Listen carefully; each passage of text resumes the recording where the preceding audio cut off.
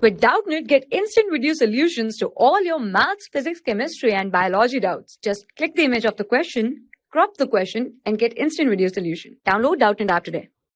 Hello everyone. So the question is, to accelerate a car, we need to ignite petrol in the engine of the car. Since only an external force can accelerate the center of mass, is it proper to say that the force generated by the engine accelerates the car?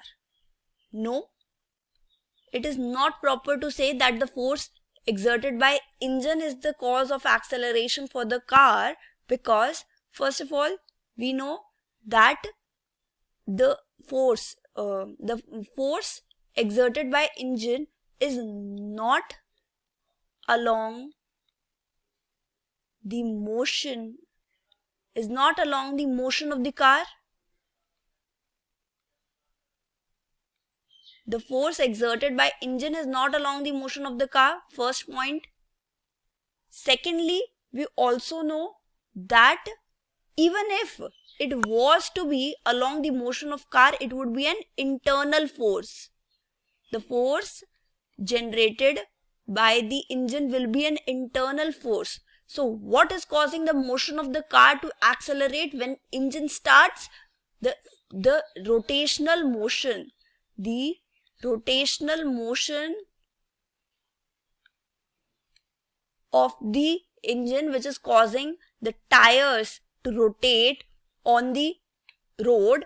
These tires push back the road, and in turn, due to friction, the road pushes the car in the forward direction.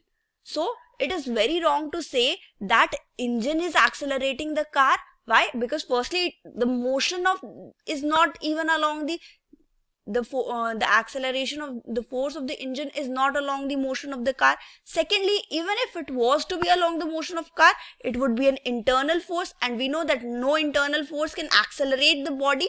Why is it accelerating? It is accelerating because we are pushing the road in a backward direction, and due to frictional force